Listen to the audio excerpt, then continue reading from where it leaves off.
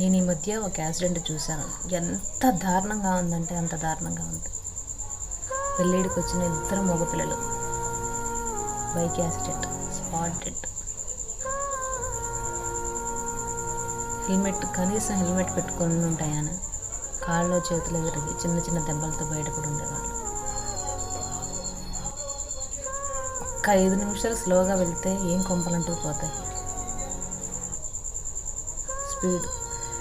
ఆ స్పీడ్ తగ్గించుకుంటే తల్లిదండ్రులకి ఎంత శోకం మిగులుతుంది కదా.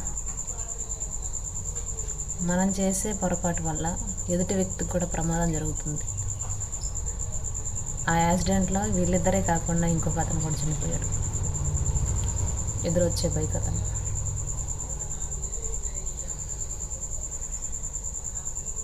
ఇన్నాళ్ళు పెంచి పెద్ద చేసిన తల్లిదండ్రులకి మీరు శోకాన్ని మిగిల్చి వెళ్ళిపోతున్నారు.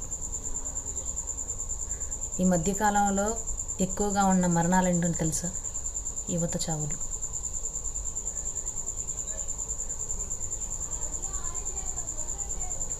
టైం వస్తే ఎలానో చనిపోతారు అని అనుకోవద్దు. టైం రాకుండానే మనం వెళ్ళిపోతున్నాం. గాల్లో దీపం పెట్టి దేవుడా అంటే అది ఆగదు కదా. మన ప్రాణాలు కూడా అంతే.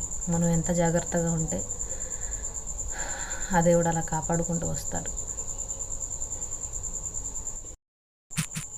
డైలీ స్టేటస్ పెడుతున్నావు కదా, రేపు నీ మరణం స్టేటస్ కాకుండా చూసుకో. నీ తల్లిదండ్రుల బాధ్యత నీపైన ఉంది. తల్లిదండ్రులు ఎవరు చెప్పినా పిల్లల మంచి కోసం తల్లిదండ్రుల మాట వినండి.